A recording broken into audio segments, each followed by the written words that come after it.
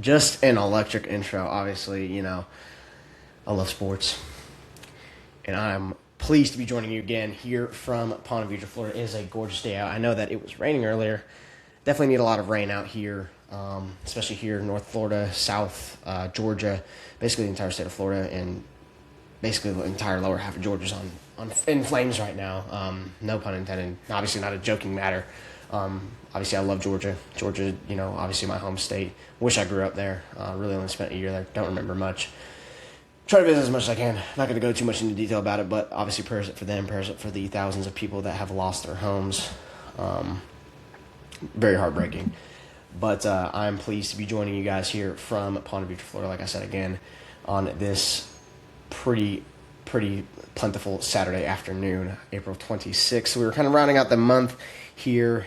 Obviously lots of sports going on. Obviously the end of April signals for the NFL draft. We'll be talking about that obviously along with the NBA playoffs going on. We're nearing the midpoints kind of all the series, kind of into the back leg of the series of the first round as they kind of continue this week. I think by the end of this week, first round should be wrapped up for the most part. I believe Atlanta Hawks and the New York Knicks kind of are signaling the end. They will probably be the final series that we'll be watching, I believe Saturday, I want to say.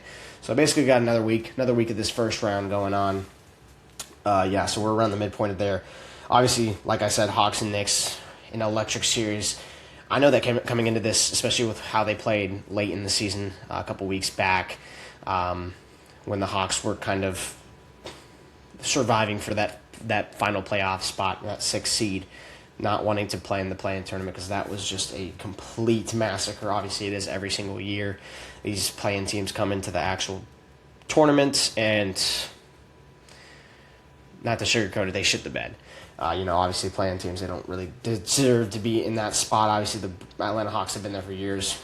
I talked about it last week. But yeah, so that's what we got going on. Hawks and Knicks, 3 seed, 6 seed. And we kind of knew that it was going to be a 7-game series, obviously, with the rivalry that they've had in the playoffs past few years. Obviously, this will be the first time they're facing the playoffs without Trae Young.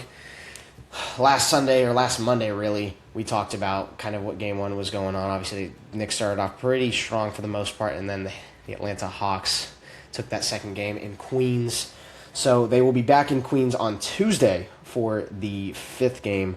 Obviously, the home-and-home series, they were kind of split. Obviously, Game 1 went to the Knicks in Queens. Game 2 went to the Hawks in Queens, kind of set the tone going into Atlanta. Atlanta Hawks, they take a 2-game streak. First game in Atlanta, second game last night did not go the Atlanta Hawks' way despite Jalen Brunson going down, I believe, fourth quarter. They only had him out for like a few minutes. Nothing too crazy, nothing too dire, but regardless, I mean, it's not really much of a scare for Knicks fans. Obviously, Jalen Brunson's a great ball player, but I mean, it just seems like C.J. McCollum is just really taking him by storm, taking the entire team by storm. But he's not taking Karl Anthony Towns by storm. He had a triple-double last night, led the Knicks to a great win. Him and Anunoby, OG Anunoby, quite a name, God. He had, obviously, leading points only by 2 points, 22 points, 10 rebounds. Obviously, Karl Anthony Towns with 20 points, 10 rebounds, 10 assists. Guy was just playing everywhere here and there. Obviously, great center for the Knicks. So yeah, that's what we kind of got. That's kind of the momentum they got going into Game 5 in Queens. Hopefully for them, not for me, not for the Atlanta Hawks, so they can take that game. Obviously, the Atlanta Hawks are kind of going back into hostile territory. The game will bounce back to Atlanta on Thursday. Hopefully, the Atlanta Hawks will be in a better situation to kind of either close out the series or to kind of tie the series. And then, like I said, it'll finish next Saturday, April 20 or May. I want to say April 31st or May 1st, May 2nd. Gosh, I'm just losing the track of time. I believe there's 30 days in April. But either way, next Saturday, we will kind of have, hopefully, the conclusion to what will be, cinema in this series. Obviously, we look around the entire rest of the slate. Obviously, the Cleveland Cavaliers and the Toronto Raptors, they're in a game right now playing. It's kind of been back and forth. But Cleveland, obviously, with the 2-1 lead, looking to take game number 4 today. San Antonio and Portland. Victor Wembanyama missed game 3 due to the NBA's concussion protocols. He will be back in the rotation tonight. I believe that starts honestly, now, that game starts now as Cleveland and Toronto, they will be finishing out. So that's what we got. Victor Wembanyama, he will be back in the rotation, obviously. Very big scare for San Antonio. Portland hoping to gain some traction with that, but he will be back in the rotation. So huge, very bad news for Portland. Boston, Philadelphia, 2-1 series. Not too much going on there. I believe Boston will kind of take the next 2 games with ease. I believe they're finishing out in Philadelphia tonight. That will be kind of the final of the series, and then we have Los Angeles, Houston later tonight. So that'll be kind of one of the later games. I believe it's a 10 o'clock game that will be happening in Houston. That will be the final of the home-and-home series in Houston. And it looks like the Rockets are kind of one and done. They will be out. LeBron is having a generational run right now, kind of his farewell tourney, as a lot of people are saying, but we really don't know. Obviously, he's playing with Bronny right now. But yeah, that's what we got going on in Los Angeles. LeBron's playing lights out. I mean, I remember seeing a TikTok comment a second ago saying 2018 LeBron was kind of like Thanos, and then now we got 2026 LeBron looking like Dr. Doom. Obviously, the movie's coming out. Great analogy. He's a villain. He is a baller, and he is the GOAT. Don't argue. There is no argument anymore going on. Obviously, we've known this. But obviously, I was talking to somebody last night when I was working between this conversation with LeBron and Jordan as the GOAT. I mean, it's just 2 completely different eras. You can say this for, a lot of people that want to say Shohei Ohtani's, up there. Clearly, that's a drag, but, I mean, by the end of his career, he definitely will be up there. I mean, Shohei Ohtani's generational, obviously being a 2-way player. So that's what we got going on in the Sunday slate today. A lot of basketball going on today, a lot of golf. I know the Zurich Classic in Louisiana is finishing up. Very interesting indeed. I thought I don't know what I was saying last Monday when I was talking about Miami Championship. That might have been next weekend. I don't even know. PGA Tour is kind of skidding out until until the U.S. Open and the Open kind of go on. So yeah, Monday slate tomorrow, we got Detroit and Orlando. Detroit has a 2-game lead, despite losing that game 1 to the Magic. Oklahoma City and Phoenix. Oklahoma City with a 3-0 lead. Not shocked.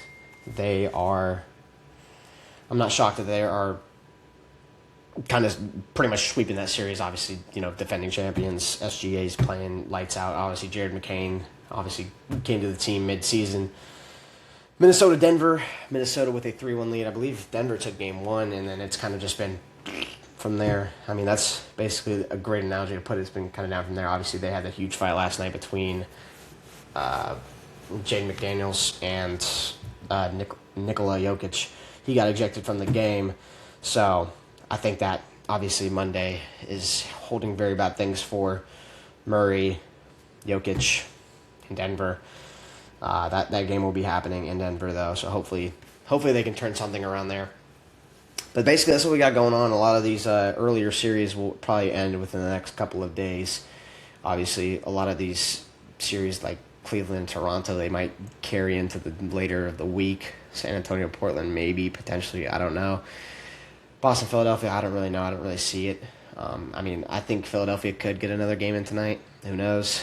Or in the afternoon. But yeah, other than that, I think a lot of these are kind of, a couple more games and they're out. Obviously, Knicks, Hawks, without a doubt, will be a Game 7 series, or 7-game series if it ends up ending by Thursday of that Game 6. I'd be kind of shocked. I don't see the Hawks dropping another one, especially not dropping Game 7 or 6 in Atlanta. I don't see that at all. So that's what we got going on in NBA. Obviously, award season's around the clock. I'm trying to remember when MVP's announced. That'll be interesting to watch. A lot of people argue about that every year. Obviously, Luka didn't make the running, like I said last Monday. So that'll be also a topic of discussion for a lot of people when it comes down to the actual voting and the obvious decision for MVP. So now we're going to a more colorful area. Obviously, we have the NFL draft. Obviously, I had to talk about this without a doubt, and I had to talk about it very extensively. We got a lot of interesting takes, a lot of hot takes, and that's basically what the draft's going on. We got a lot of reaches, got a lot of, obviously, undisputeds. Obviously, Fernando Mendoza goes first overall to the Las Vegas Raiders. So, yeah, Draft began Thursday, finished up yesterday afternoon. Mr. Irrelevant, I'm trying to remember his name. I know Garrett Nessmeyer. I was thinking for a fat minute Garrett Nessmeyer was Mr. Irrelevant because I wasn't watching the draft in real time, but I was watching that he was very late pick to the Kansas City Chiefs, which I think is a very interesting pick for them. Obviously, having a little bit of depth. That's great depth. Obviously, we saw his Senior Bowl. I talked about him after Senior Bowl. He played a pretty damn good game. Did have an interception. Obviously, that interception was not on him. It was on his receiver. We've seen the highlights, seen the tape on him during that. So that's what we got going on. Obviously, we can talk about him. We can talk about Diego Pavia going undrafted, still not even being picked up to this day, obviously, as people are still being signed and picked up. So that's what we got going on. So when we talk about steals, when we talk about kind of reaches, I'm going to talk about steals first, or just basically the winners of the draft. And honestly, I think first looking at it overall, I'm looking at New York, and I'm looking at, honestly, Atlanta.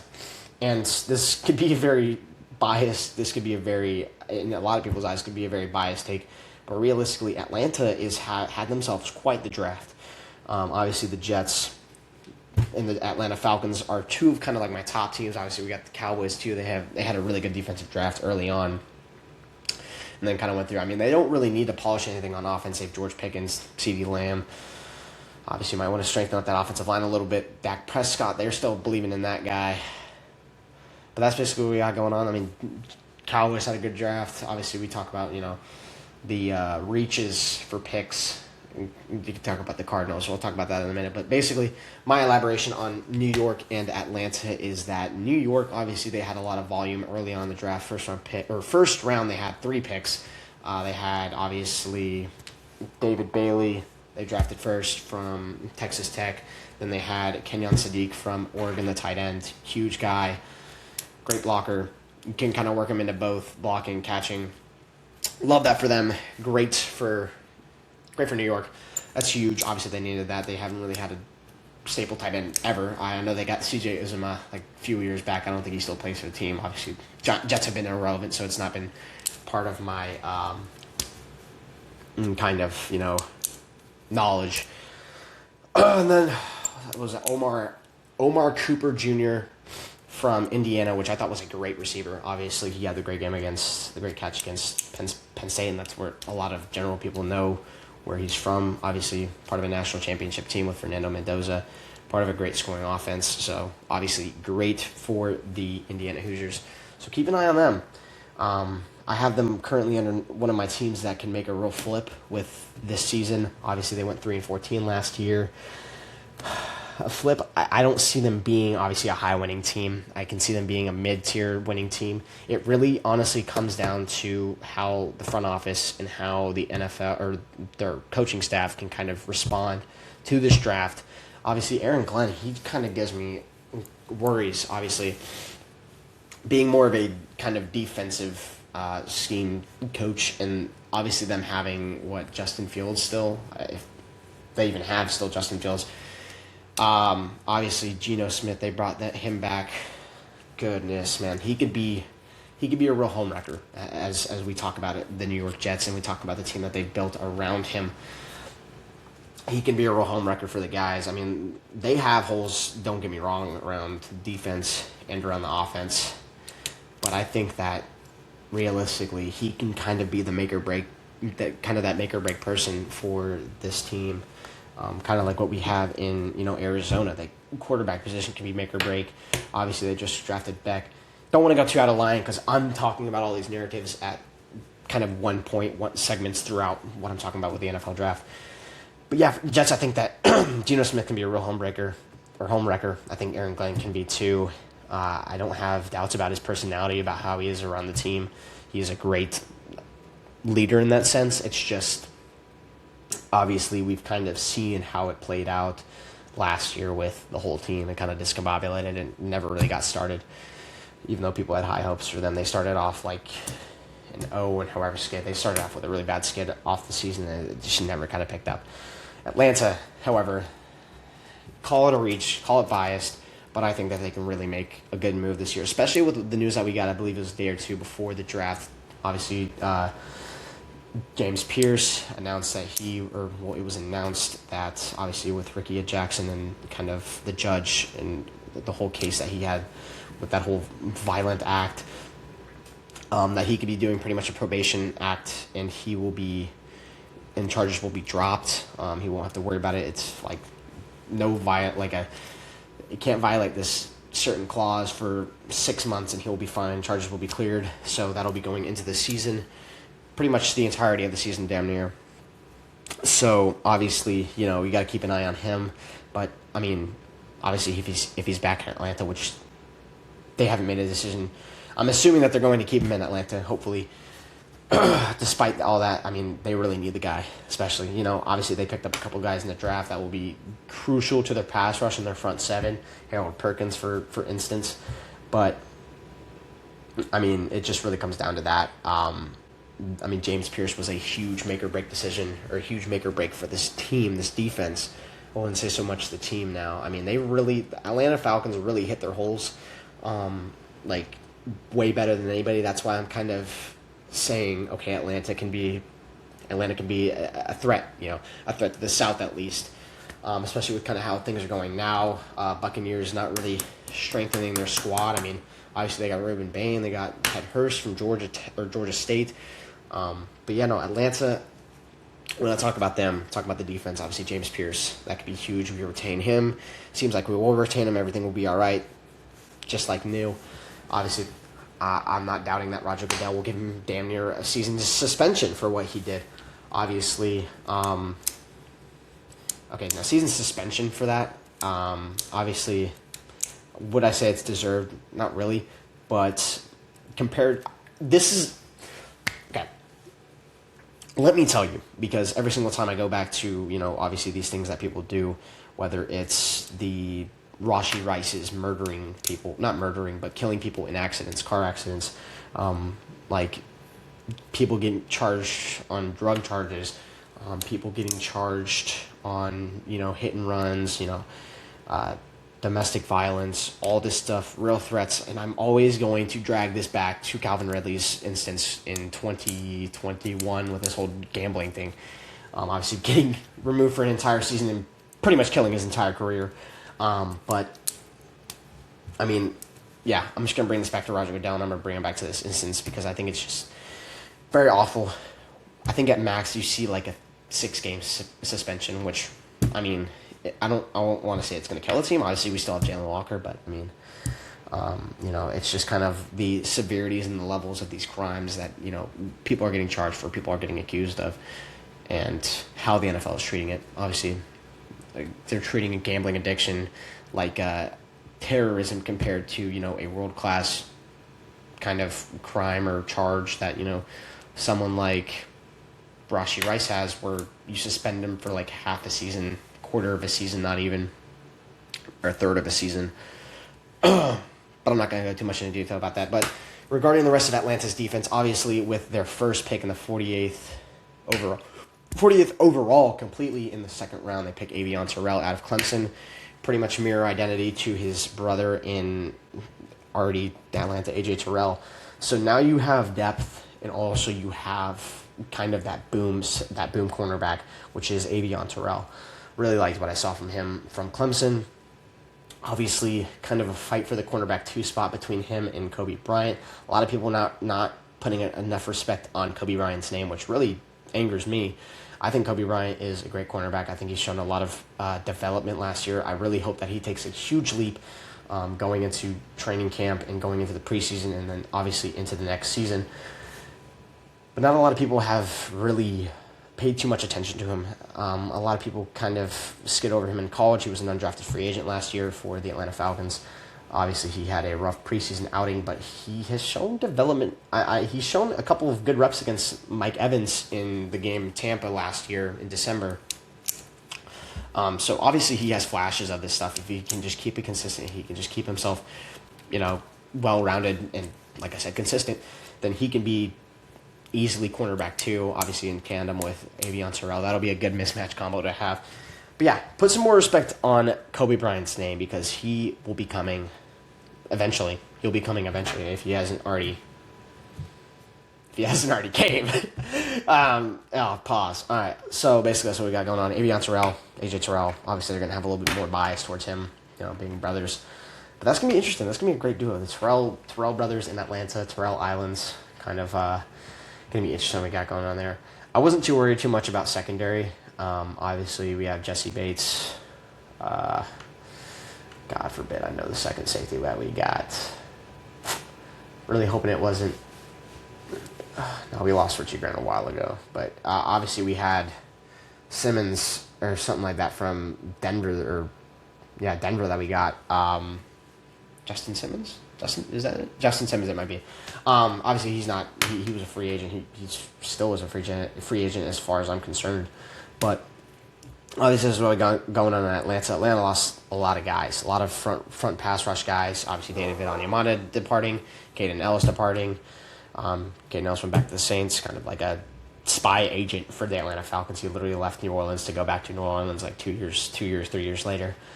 So that's what we got going on. Obviously, holes in the linebacker core, front seven, the pass rush core. Obviously, James Pierce coming back. Like I've said again, that's gonna be huge. Jalen Walker coming back off his rookie year. I know he's battling a couple of injuries within like a few weeks skid in the middle of the season. That's kind of where we kind of played a little trashy. That's where we played a lot of the good teams. Though we played literally the Super Bowl teams, Patriots, Seahawks, within like a 4-3 game. God forbid, I think it was back-to-back it might have been. I think we had like a bye week maybe in between those two games. But I know that we played Seahawks and the Patriots within a decent proximity, so that's obviously not good at all not to have Jalen Walker. But I know Jalen Walker, he made a lot of noise in that Patriots game. That might have been where he kind of started the injury. I mean, he was kind of bouncing back between a couple things I knew. Kind of later on in the season, so obviously not ideal for him, not ideal for the Falcons, but hopefully ideal if he can kind of keep himself healthy going into next year, especially when we might need to lean on him a little bit more, especially with, kind of the availability that we'll have with other guys like James Pierce. But Atlanta Falcons, it gets Harold Perkins later in the draft to kind of strengthen that linebacker core. And here's the thing with Harold Perkins is because obviously I haven't been paying too much attention to LSU football. I don't really do that in general. Obviously, I've kind of been keeping an eye on every now and then between Garrett Nussmeier and the guys. So I really have a lot of high hopes for Garrett Nussmeier. I really like the guy. I liked him during the Senior Bowl, like I said earlier. But Harold Perkins, obviously a lot of people were raving about him a couple years ago. I feel like his name just kind of disappeared. But it was still kind of in the back of my head that he was, good guy. Obviously, a lot of people might have been talking about him as like a second-round, first-round pick, maybe 2024, after 2025 season, maybe. Obviously, he had the ACL injury now that I'm going back and researching about this guy. He had the ACL injury, and now he's kind of tanked. We picked him up around like fifth round, I want to say, because I know we picked Zachariah Branch in the third round. So yeah, obviously Harold Perkins, I think that if you can keep the guy healthy, I think that he can retain back to his old self where people were really talking about him. People were really raving about the guy in Baton Rouge. And I think that's a huge pickup for the Atlanta Falcons. And honestly, I have him on my list of kind of steal guys. I could be reaching really far into the cookie jar for that one. But, I mean, obviously he's also on my injury-prone list. Like, if you can keep these injury-prone guys healthy, they'll be a real problem for quarterbacks, for offensive lines across the league. Basically, that's what we got going on. So, obviously, like I said, Zachariah Branch, he's also drafted to the Atlanta Falcons, and I think that he'll be another steal. He's also another guy on my steal list. I could be really biased with this, but I really like the guys that Atlanta has picked up. Obviously, like, it's comparable to like 2 years ago, when we had like we were picking a bunch of these offensive guys in the first round when we knew damn well that our defense was god awful. Obviously, things have kind of worked out for the better for all these offensive guys: Kyle Pitts, Bijan Robinson, Drake London, Michael Penix. Still time to tell on that one. Obviously, unfortunate circumstances for him. But I think that Zachariah Branch will be kind of one of those guys that you need to keep both eyes glued to. He might be not biased. I'm going to be picking him probably in fantasy because I think that he really has a lot of similarities to Tyreek Hill, where a lot of people were like because obviously Tyreek Hill went, 165th in the 2012 draft? God, it really like tickles my brain how old the guy is. But yeah, no, Tyreek Hill was drafted late. Obviously, we saw what he did in Kansas City. With Miami, it was kind of a different story. I think that Zachariah Branch is pretty much damn near the same player. I don't know if a lot of people compare him to Tyreek Hill, but Zachariah Branch, I mean, dude's a beast. I think obviously when it comes down to his size, a lot of people are, just like kind of avoidant. But I mean, having the big Drake Londons that can make these contested catches, make these Moss catches, and then have Kyle Pitts, great tight end, great blocking tight end, can kind of pull him and kind of open up these gaps for running backs. Obviously, having a running back or receiving back in Bijan Robinson, and then having Zachariah Branch, a speedy guy that can kind of get open downfield, also be a screen pass guy. And I do want to say that for kind of Zachariah Branch's player and how he was used by Mike Bobo in Athens is that I think that Zach Robinson would have had a field day with this guy. Not saying that we should have kept him. God, no, we should not have kept him. If we still had Zach Robinson, we would be cooked. Obviously, he's in Tampa Bay. That's why Tampa Bay is going to be going downhill. I don't care if they got Ted Hurst. I don't care if they got reincarnation of Mike Evans, as people would be saying in Ted Hurst. Zach Robinson's your offensive coordinator. You are fucked. Obviously, spending like a couple of years with the guy, I know this. But yeah, basically that's what we got going on. Obviously, the Falcons have a completely different identity now for the most part. Whole new front office, whole new coaching staff. Kevin Stefanski likes to utilize tight ends, so obviously we're going to see a lot more out of Kyle Pitts. Really glad that they didn't trade him during the draft despite the franchise tag. But yeah, so that's what we got going on at Atlanta. Obviously, we got a lot of guys, huge, and I talked about reaches. Talked about teams, kind of digging at the sides, not kind of going for the main prize, kind of going, I wouldn't say out of their comfort range, or they're basically out of their need range. Obviously from kind of, you say you got quarterback shooting concern like the Arizona Cardinals, easily, Kyler Murray's out of town.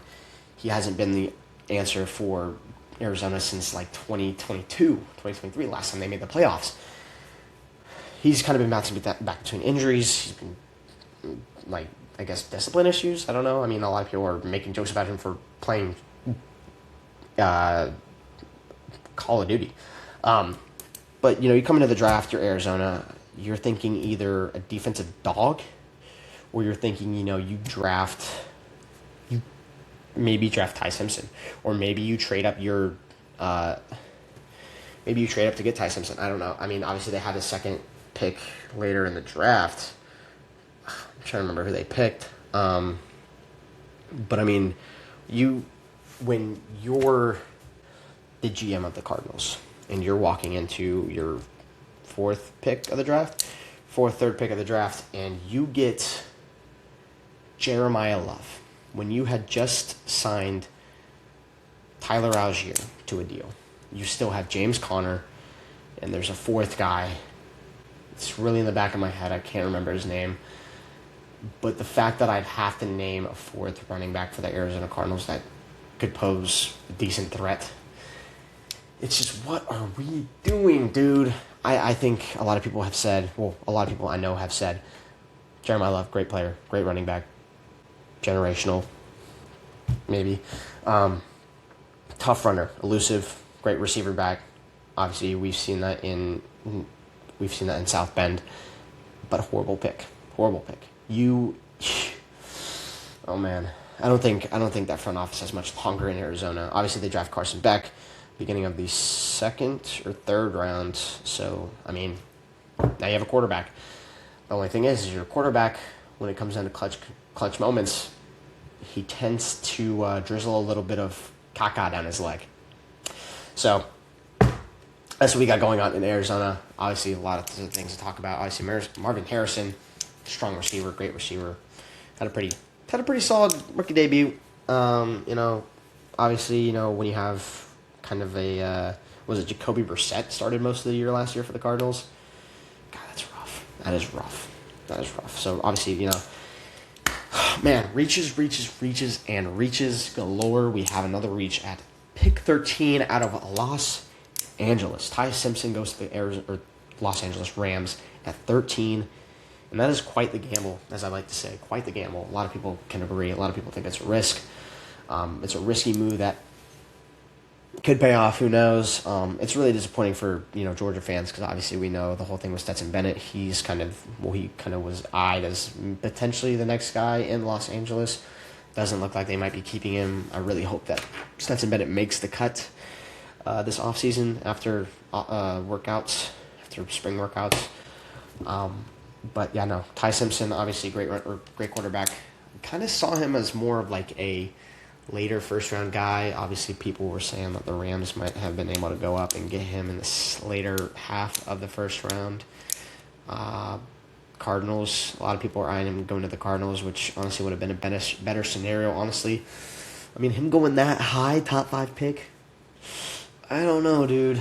But other than that, you don't really have, in the terms of quarterback, too heavy a draft. Obviously, I mean, one of the Heisman finalists for quarterback didn't even get drafted this year. He still hasn't been picked up by teams. So that's what we got going on. Obviously, yeah, so the Rams got that. Obviously, Matthew Stafford coming off an MVP season. They let him know, and a lot of people, there was this article that went around, and a lot of people talking about it. Adam Schefter talked about it literally during the draft. Obviously, the Rams had kind of talked to Matthew Stafford earlier that morning, and they said that they wanted to pursue Ty Simpson, and they were going to do everything in their power to, and they did. They let Matthew Stafford know. Obviously, a lot of respect in that office compared to the complete shit show that we had a few years back with Michael Penix and Kirk Cousins and that whole scenario. A lot of people talk about it, and it just kind of triggered old memories that I didn't want to remember. Speaking of Kirk Cousins, great for him. Probably going to be a starting guy in Las Vegas. Don't expect Fernando Mendoza to start off rip. That will be horrible management from Clint Kubiak and the guys in Las Vegas. That would be horrible. But great for Kirk Cousins, obviously securing a deal. Not too huge, but obviously, brilliant agent. So yeah, Ty Simpson, 13. I mean, only time will tell. Obviously, they got that pick from Atlanta last year with the whole James Pierce situation, the whole James Pierce trade, obviously paying off for the Atlanta Falcons. Got a scare with the whole felony situation, the whole arrest situation. But yeah, and here's kind of where I go into my list of guys that I really want to bring some attention to. Obviously, I got names to watch. I got injury-prone but dangerous guys. I kind of talked about Harold Perkins being one of those guys, and then teams that could flip the switch. So, let's start off. Names to watch. Ted Hurst, wide receiver, Georgia State. Thought he was going to be a tight end when I first saw the guy. He is huge.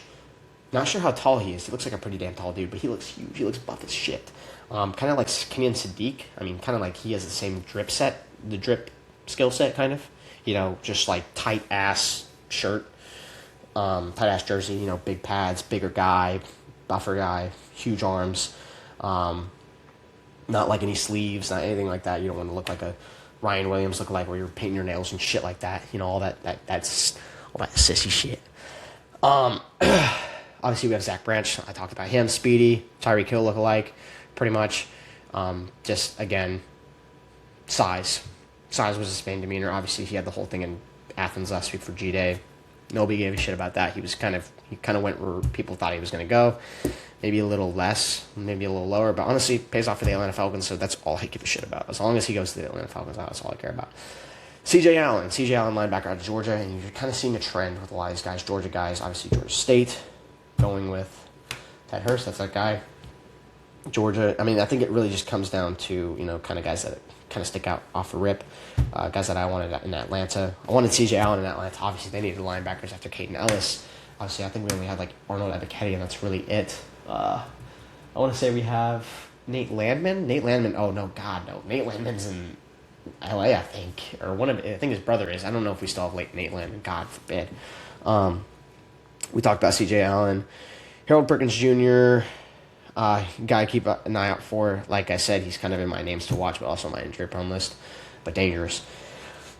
Bud Clark out of TCU, safety, I want to say. And it just kind of comes down to the team that he was drafted to, not necessarily his individual skill. He's been playing since 2020. This guy has experience to the brim. And as a safety with experience, obviously we know him for getting bashed by Georgia in the 2023 SEC or NF National Championship.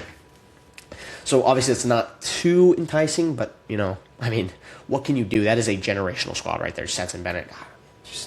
Stetson Bennett's name is just floating around all throughout this episode, and it's really just I'm gonna cry. When I stop recording this, I'm gonna start bawling out and crying. It's just, man, Stetson Bennett, man. It's rough. It's rough.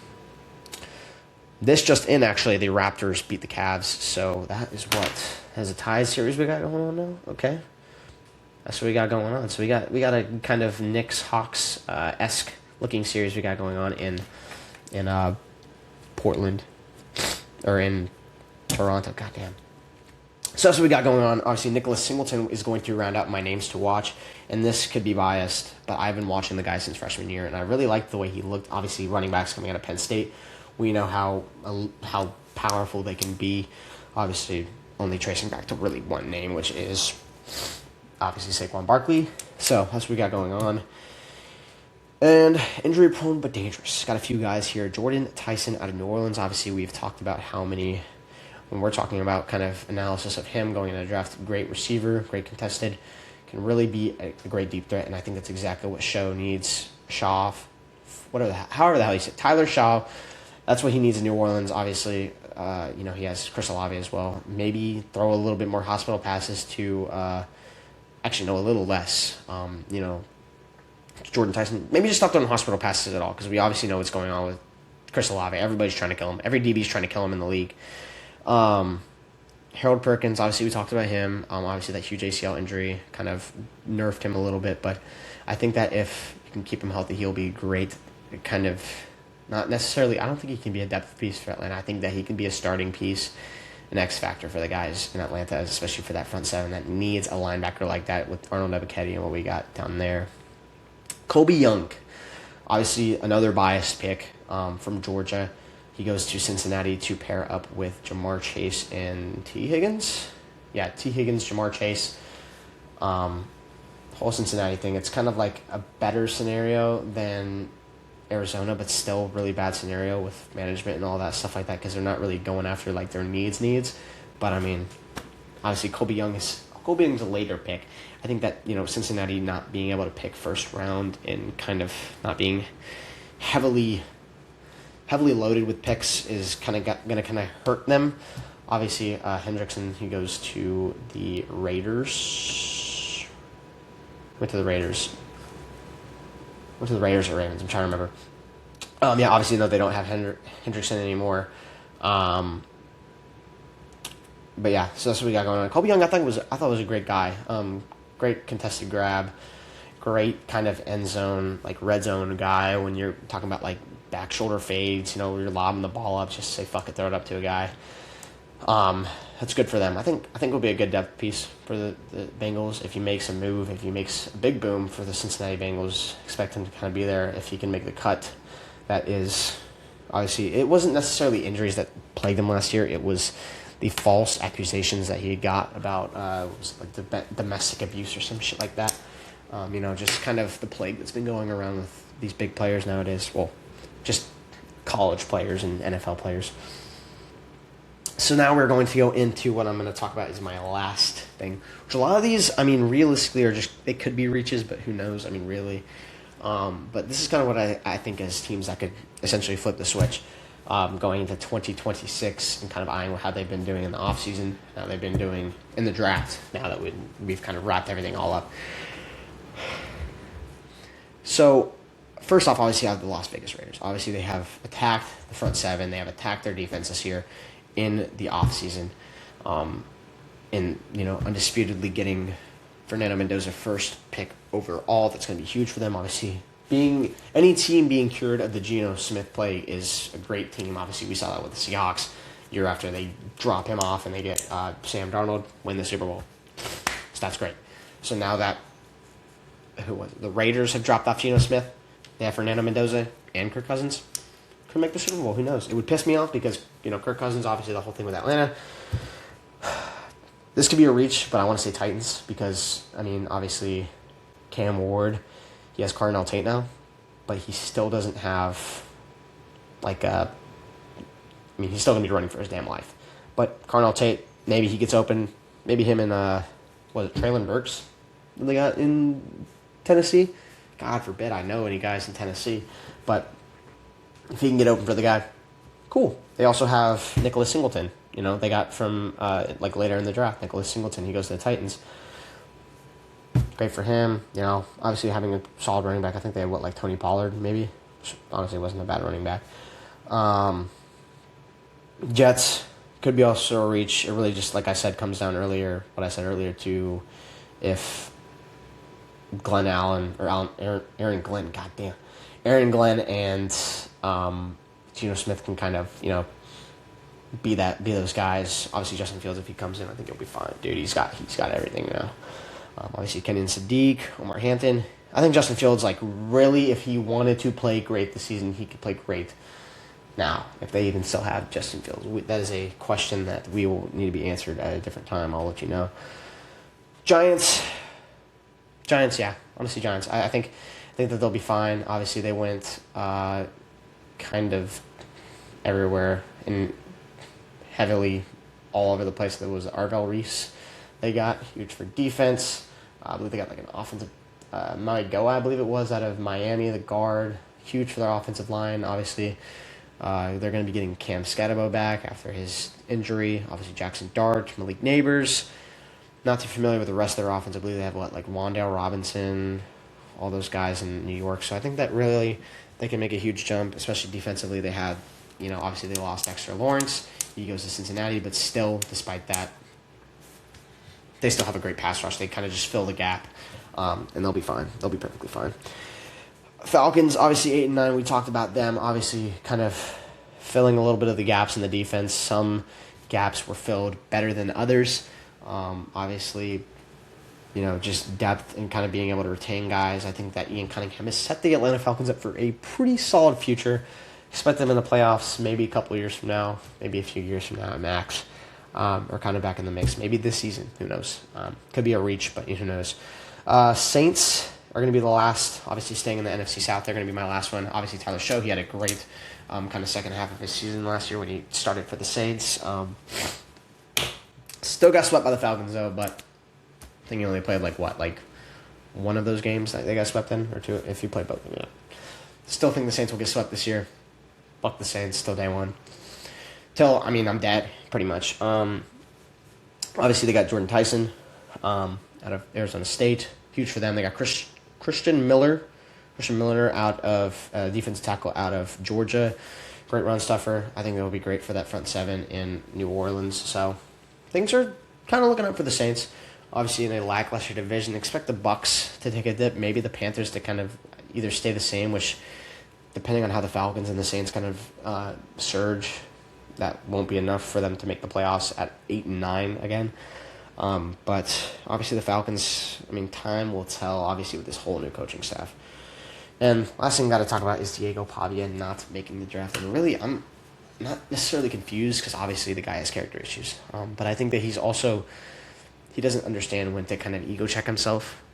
It's really interesting to see, or really interesting to hear what was actually said in these interviews at the Combine and pre-draft and all these meets. Just anytime he met with a coach, anytime he met with anyone like a scout, what he said to them, because guy's a Heisman finalist, and then 250, 260 round or 260 or something picks later, dude's not drafted. Hundreds of free agents are signed, and he's not one of them. So, looking like he's going to Arby's or McDonald's is one of his kind of backup options. Could be going to the UFL. To be realistic, to not be a smartass, he could be going to the UFL. But realistically, dude's definitely fuming right now. He's pissed. I'm kind of not necessarily pissed, but I'm kind of confused too, because don't get me wrong, he's a good ball player. But they picked FBS guys before Diego Pavia. The Falcons even signed an FBS guy before Diego Pavia. I'm trying to remember I don't even know what team this is. That's how bad it is. But we're talking about North Dakota State guys. We're talking about I would say bottom of the barrel when it comes to competition, but bottom of the barrel when it comes to like the level of playing. So that's what we got going on. So it's just, disappointing for him, disappointing for the guys, but great draft, great weekend in sports. A lot of good stuff going on. Obviously, we got next week, we have the Kentucky Derby, Churchill Downs, and, you can get me hooked on any other sport. You can get hooked on soccer. I've been hooked on basketball and hockey as of lately, but you can never get me to enjoy derbies. I lived in Kentucky for 3-4 years. Never enjoyed it. The atmosphere is all right. You had broads here and there. You know what I'm saying? You had dimes. You had eye candy, but you don't have. I don't explain. I think it's literally just the betting. There's no way that people go to Churchill Downs. There's no way that people go to these kind of derby arenas and are like, oh my god, dude, this is cream of the crop, dude. I would watch this over the Masters 9 times out of 10, bro. And it's just NASCAR. It's NASCAR for the Amish. It's just I don't get it. I don't understand why people care about the Derby so much. And it's literally they're just betting. It's betting.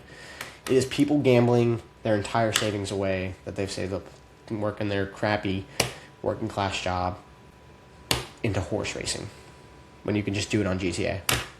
Go to the Diamond Casino on GTA and you can do the same exact thing.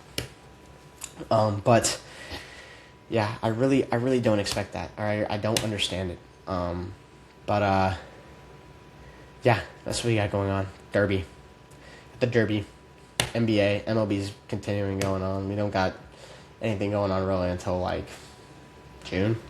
I think it's an All-Star break. God forbid, I know. Timeline's all screwed up. But great. It'll be great covering the follow-up with the draft and all that stuff. But despite that, another great episode from Mic'd Up. Chase your dreams. Don't let anybody tell you what to do because they don't know you, Great Sunday, beautiful Sunday. Might go take a walk. But I hope everyone enjoys the rest of their Sunday. Kind of when you get off work, if you do work, take a deep breath, rejuvenate yourself, get yourself ready for the week. Hope everyone has a great week. We're rounding out May. May's coming up. When we talk about sports in May, there's pretty much nothing. We got NBA Finals. Obviously, it's not nothing. MLB. But another great month is ahead. Obviously, I won't be seeing you guys until the start of next month. So I hope everyone has a great, start to their month. Finish out March strong, or April strong. It's been great talking to you guys here from Ponte Vedra, Florida. I will be back with you guys next Sunday, May 1st or 2nd. Oh, man. But it's been real, Catch you guys next Sunday here on Mic'd Up. It has been Michael Schneider. Peace out, guys.